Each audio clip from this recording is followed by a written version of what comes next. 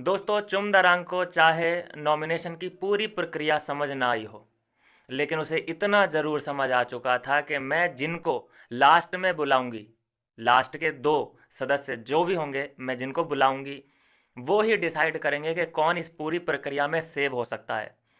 अब ये चाहे उसने खुद सोचा हो या करण ने सोचा हो और करण ने इसे समझाया हो कि देख लास्ट में ही बुलाना हमें, तभी हम लोग बच सकते हैं।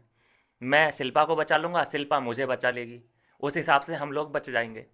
बस वो यही चीज़ दिमाग में रख के बैठ गई वहाँ पे। ऐसे लोग आ रहे हैं और अपना अपना नॉमिनेशन दे रहे हैं, सेव कर रहे हैं, तो उनके सेव करने का मतलब क्या है? इस और ये पहली बात कि जो सोशल मीडिया पे बात चल रही थी कि बिग बॉस ने खेल दिया गेम, बिग बॉस ने सबसे लास्ट में शिल्पा को बुलाया, करण को बुलाया। नहीं दोस्तों, इसमें बिग बॉस का यहाँ पे कोई रोल नहीं था। बिग बॉस किसी को नहीं बुला रहे थे नंबर वाइज, चुम दरांग ही बुला रही थी। और सबसे मज़े की बात दोस्तों आपको बताना चाहूँगा कि नॉमिनेशन एरिया में सिर्फ चुम दरांग थी और जो वो कंटेस्टेंट होता था जो नॉमिनेट करने आया है, बाकी सब लोग ये बाहर बैठे हैं। अब मैं ये कहूँ कि चुम दरांग ने ये गेम खेला है या चुम दरांग का बिग बॉस ने इस्तेमाल किया है, ये भी एक फैक्टर है। यहाँ पे हम अब इल्ज़ाम लगाते नज़र आएंगे कि भाई ये जो करण और शिल्पा बची है, ये चुम दरांग के गेम प्लानिंग की वजह से बची है। नहीं दोस्तों, यहाँ पे बिग बॉस को बहुत अच्छे से पता था कि अगर यहाँ चुम दरांग टाइम गॉड है तो वो करण को और शिल्पा को किसी भी कीमत पे बचाएगी। और अगर उन्हें थोड़ा सा भी डाउट होता कि चुम दरांग नहीं बचाने वाली करण या शिल्पा को, तो वो खुद अपने हिसाब से भी तो बुला सकते थे नंबर वाइज, जैसा कि हमेशा होता है। ज़्यादातर मौक़ों पे बिग बॉस ही बुलाते हैं अपने तरीके से कि भाई हाँ पहले तू आ, पहले तू आ। लेकिन ये पूरी प्रक्रिया दे दी चुम दरांग के हाथों में कि तू ही बुला, जिसको पहले बुलाना चाहती है, जिसको बाद में बुलाना चाहती है, तेरी इच्छा है। तो सबसे लास्ट में इसने अपने तीनों बंदों को ही बुलाया, जिससे कि कोई भी ऐसी गुंजाइश न बन पाए कि कोई अनवांटेड सदस्य सेव हो जाए। सबसे लास्ट में इसने किसको बुलाया? श्रुतिका को, करण को, शिल्पा को। तो इसने जो भी गुंजाइश थी, जितने भी लोग समीकरण बना रहे थे, थोड़ा नंबर गेम खेलने की कोशिश करी, अविनाश ने भी, विवेन ने भी, लेकिन उनका कोई भी नंबर गेम काम नहीं आया, क्योंकि उसके दिमाग में एक बात फिट हो चुकी थी बहुत अच्छे से कि मैं लास्ट में अपने लोगों को बुलाऊंगी तो हमारे जो लोग हैं वो ऑटोमेटिक सेव हो जाएंगे। तो यहाँ चुम दरांग को जितना क्रिटिसिज्म मिल सकता है, जितना हम उसे क्रिटिसाइज करेंगे इस पूरे कार्यकाल में, ये तो अलग कर दो, ये साइड की बातें हैं। लेकिन ये सब शुरू कहाँ से हुआ? ये सब शुरू हुआ है दोस्तों, ये शिल्पा को बचाने के लिए पूरा प्लान था ये नॉमिनेशन, जैसा कि साफ साफ नज़र आ रहा है। और कंधा किसका इस्तेमाल हुआ? चुम दरांग का। टारगेट किसने सेट किया? बिग बॉस ने।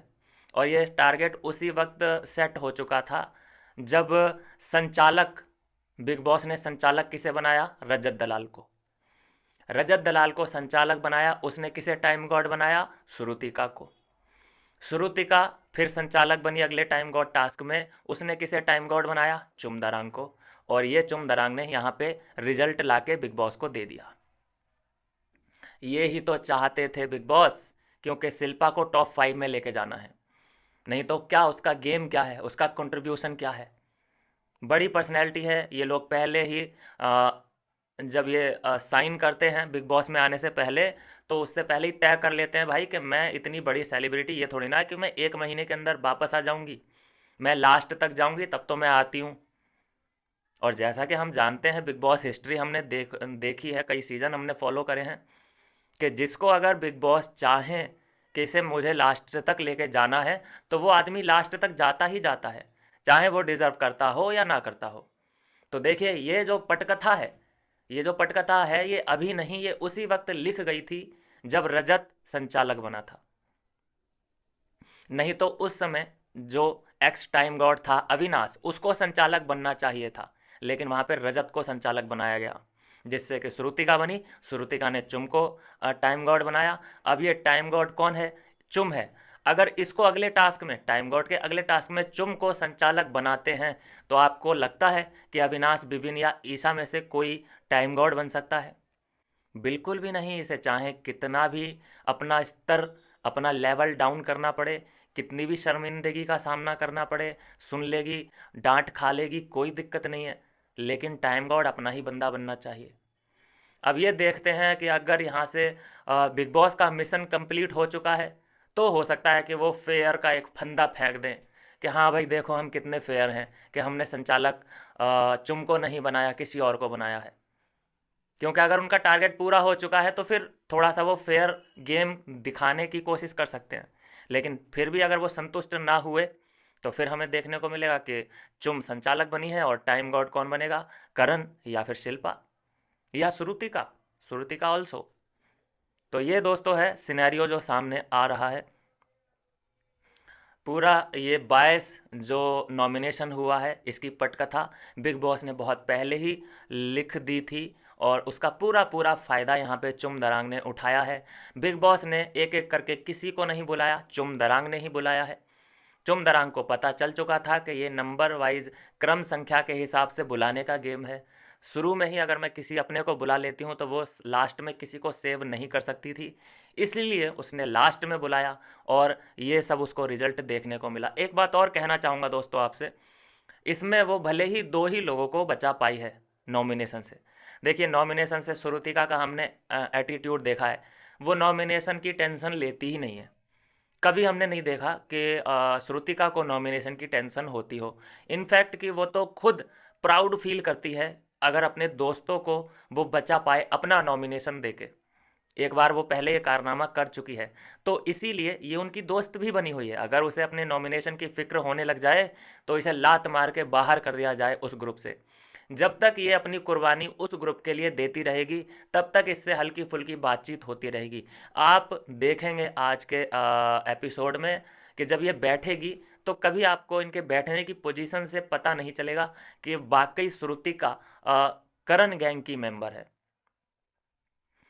करण, चुम, शिल्पा बैठते हैं नेपाल में और श्रुतिका बैठती है अफगानिस्तान में। इतना फासला होता है इन लोगों की सिटिंग में। और ये कहते हैं कि श्रुतिका हमारी दोस्त है। वो जब तक फ़ायदा दे रही है तब तक है, और वो भी दोस्त नहीं मानते हैं, बस उसका फ़ायदा उठा रहे हैं। इसमें इन लोग की गलती नहीं है, श्रुतिका की गलती है, क्योंकि वो फ़ायदा उठवा रही है अपना। वो सब आपको पता ही है दोस्तों कहानी का क्या है। तो बहुत ये यहाँ पे बोलूँगा कि बायस एकदम गेम हो गया है। अगर इतना ही शिल्पा को आपको सेव करने की खुजली हुई थी बिग बॉस, तो उसे ये टास्क वगैरह जो करवाते हो आप, इतनी मेहनत करवाते हो हमें दिखाने के लिए, क्या जताना चाहते हो कि हाँ भाई शिल्पा तो देखो कितनी मेहनत कर रही है, हर टास्क कंप्लीट करती है, इतना इन्वॉल्वमेंट है उसका। मत दिखाओ ना, ये नाटक क्यों करवा रहे हो उससे? जब आपको टॉप 5 में उसे लेके जाना ही है तो ये भी चीज़ें मत दिखाओ ना उसकी।